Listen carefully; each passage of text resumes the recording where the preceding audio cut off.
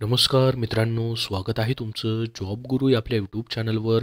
मित्रांनो, नगर परिषद पदभरती 2023मध्ये जाहिरात जी आहे ती प्रसिद्ध झाली होती. गट ड नगर परिषदची जाहिरात मित्रांनो अजून येणं बाकी आहे. आणि मित्रांनो, जी जाहिरात आली होती तीही कमीच जागांसाठी आलेली होती. म्हणजे निम्म्याच जागांसाठी, ज्या 100% रिक्त जागा आहेत त्यापैकी अजून मित्रांनो जागा ज्या आहेत त्या रिक्त आहेत. तर नगर परिषद प्रशासन संचालनालयामार्फत गट क परीक्षा ही तुम्ही मित्रांनो दिलेली असेल. याच्यामध्ये भरपूर सारी पदं होती. जवळपास मित्रांनो 1782 पदांसाठी ही जाहिरात आलेली होती. जसं की मित्रांनो, कर निर्धारण प्रशासकीय अधिकारी गट क चं पद असेल, याच्यासाठी देखील जागा होत्या 579. बाकी देखील मित्रांनो जागा होत्या, जसं की स्थापत्य अभियांत्रिकीमधल्या जागा होत्या. अजूनही भरपूर सारे या ठिकाणी वॅकेन्सी होत्या. तर याच्यासाठी मित्रांनो आज एक महत्त्वाच्या या ठिकाणी नोटिफिकेशन प्रसिद्ध झालेली, तीच माहिती आपण पाहणार आहोत. तर पहा, 30 जानेवारीचं हे प्रसिद्धीपत्रक मित्रांनो या ठिकाणी आलेलं आहे, ज्याच्यामध्ये तुमची मित्रांनो या ठिकाणी त्यांनी सांगितलं आहे की परीक्षा ज्या आहेत विविध केंद्रांवरती 25, 26, 27, 28 ऑक्टोबर 2023 व 9, 22, 24 नोव्हेंबर रोजी जवळपास 17 संवर्गामध्ये मित्रांनो घेण्यात आलेली होती. तर 30 नोव्हेंबर 2023 पासून मित्रांनो तुम्हाला तुमच्या आय डीवरती परीक्षेची उत्तरपत्रिका म्हणजेच ॲन्सर की उपलब्ध करून देण्यात आलेली होती. ही पहिली ॲन्सर की होती तुमची. त्याबाबत उमेदवारांना उत्तर तालिका ॲन्सर कीचे अनुषंगाने जे प्रश्न चुकीचे होते मित्रांनो, त्याच्यावरती तुम्हाला मित्रांनो आक्षेप नोंदवण्यासाठी 6 डिसेंबर ते 13 डिसेंबर हा वेळ दिला होता. TCS आयोन कंपनीकडून तुम्हाला लिंक ही दिलेली होती.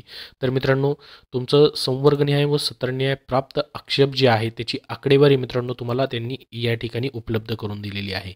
तर ते म्हणतात की आता सदर प्राप्त आक्षेपांबाबत TCS आयोन कंपनीकडून मित्रांनो निर्णय घेण्याची कार्यवाही सुरू असून ती अंतिम झाल्यानंतर उमेदवारांना त्यांच्या लॉग इन आय डीवर माहिती उपलब्ध करून देण्यात येणार आहे. संवर्गनिहाय व सत्रनिहाय आलेले आक्षेप जे आहेत मित्रांनो कंपनीकडून स्वीकृत झाल्यास त्या सत्राची सुधारित आन्सर की उत्तर तालिका संबंधित उमेदवारांच्या लॉग इन आय डीमध्ये उपलब्ध करून देण्यात येणार आहे.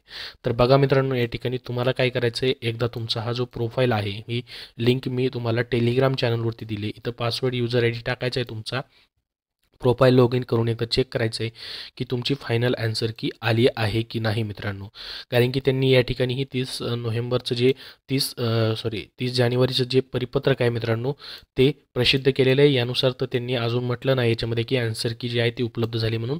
ते म्हणत आहेत की जे आक्षेप आहेत त्या आक्षेपावरती कार्यवाही झाल्यास आम्ही या ठिकाणी ॲन्सर की सुधारित ॲन्सर की उपलब्ध करून करण्यात येणार आहे असं म्हटलंय. करून दिली आहे असं नाही. तर हा निर्णय अंतिम राहणार असून यावर कोणतेही आक्षेप वगैरे परत घेता येत नाहीत. जे फायनल ॲन्सर की जी आहे मित्रांनो उपलब्ध करून दिली जाणार आहे असं म्हटलंय. तरी एकदा मित्रांनो एकदा चेक करून तुम्हाला कमेंट बॉक्समध्ये सांगायचं आहे की तुमची फायनल रिस्पॉन्स शीट जी आहे तुम्हाला तुमच्या प्रोफाईलमध्ये दिसते का, जेणेकरून सर्वांना माहिती समजेल. मग त्याच्यावरून मित्रांनो आपल्याला कट ऑफ सांगता येणार आहे. आत्ताच कट ऑफ जो आहे तो सांगता येणार नाही. आणि तुमची फायनल ॲन्सर की आल्यानंतर मित्रांनो तुमची काय होईल, एक गुणपत्रिका येईल ज्याच्यामध्ये तुमचं तुमचं ऑब्जेक्शन जे आहे आफ्टर ऑब्जेक्शनचे मार्क्स दिसतील आणि मित्रांनो आफ्टर नॉर्मलायझेशनचे मार्क्स दिसतील. मग तुमचं नॉर्मलायझेशन देखील या ठिकाणी होणार आहे. इथं म्हटलंही आहे की परीक्षा कॉम्प्युटर बेस्ड पद्धतीने घेण्यात येणार असून प्रत्येक सत्राच्या प्रश्नपत्रिका स्वतंत्रपणे उपलब्ध करून देण्यात येणार असून एकापेक्षा जास्त सत्रात परीक्षा आयोजित करण्यात येणार आहे. 17 सत्रामध्ये परीक्षा झाली तुमची. तर एक ते अंतिम सत्र यामधील प्रश्नपत्रिकेचे स्वरूप आणि त्याची काठिण्य पातळी तपासण्यात येऊन त्याचे सामान्यीकरण करणे म्हणजेच नॉर्मलायझेशन गुणांक निश्चित करून निकाल जाहीर करण्यात येईल. तर ही नगर परिषद पदभरतीची जाहिरात जी आहे 35 नंबरच्या पेजवरती नॉर्मलायझेशनबद्दल माहिती दिलेली आहे. तर पहा मित्रांनो, आत्ताच्या याच्या कट ऑफबद्दल आपण सांगू शकत नाही कारण की याचं नॉर्मलायझेशन देखील होणार आहे.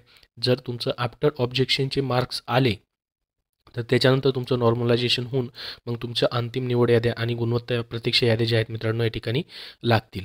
तर ही जी मित्रांनो माहिती दिलेली आहे ह्या तुम्हाला परिपत्रकामध्ये, तर तुम्हाला काय करायचं, एकदा तुमची फायनल ॲन्सर की लॉग इन करून चेक करायचे प्रोफाईलमध्ये दिसते का.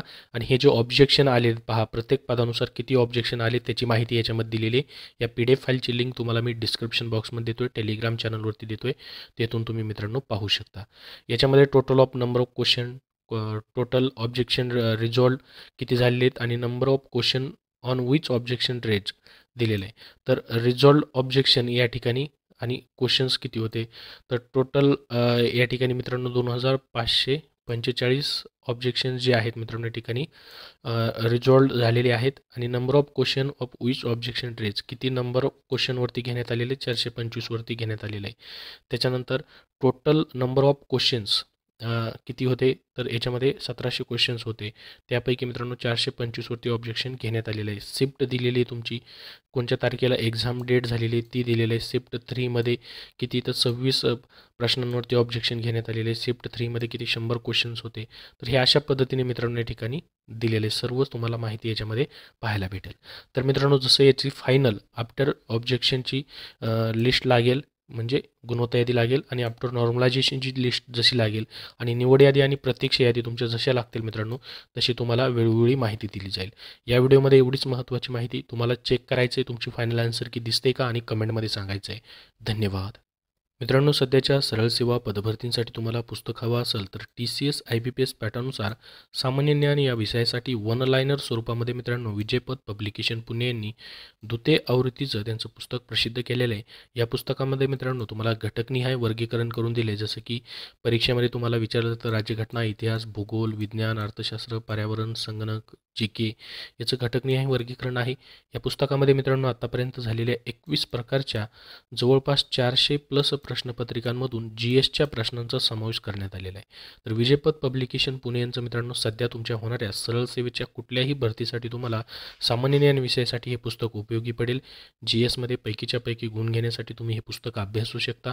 कुठल्याही बुक स्टोअरमध्ये तुम्हाला उपलब्ध होऊन जाईल किंवा ऑनलाईन देखील तुम्ही खरेदी करू शकता.